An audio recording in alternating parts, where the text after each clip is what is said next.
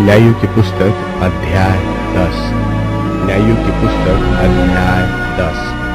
तोला और याईर के चरित्र।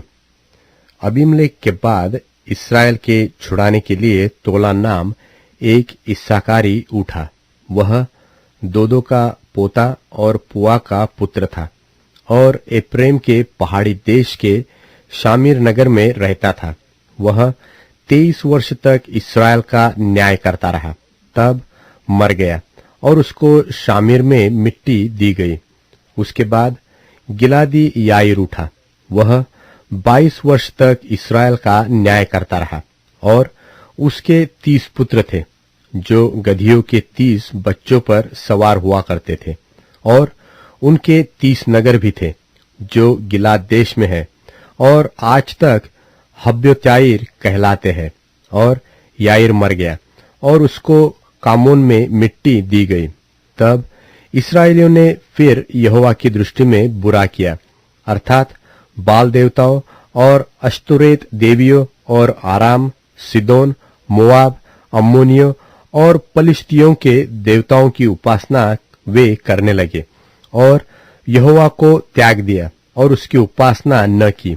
तब यहोवा का क्रोध इस्राएल पर भड़का और उसने उन्हें पलिश्तियों और अम्मोनियों के स्वाधीन कर दिया, और उस वर्ष से इस्राएलियों को वे सताते और पीसते रहे। वरन यरदन पार एमोरियों के देश गिलाद में रहने वाले सब इस्राएलियों पर 18 वर्ष तक अंधेर करते रहे। अम्मोनी यहूदा और बिन्यामीन से और एप्रेम के घराने से लड़ने को यरदन पार जाते थे, यहाँ तक कि इस्राएल बड़े संकट में पड़ गया। तब इस्राएलियों ने यह कहकर यहोवा की दोहाई दी कि हमने जो अपने परमेश्वर को त्याग कर बाल देवताओं की उपासना की है, यह हमने तेरे विरुद्ध महा पाप किया है।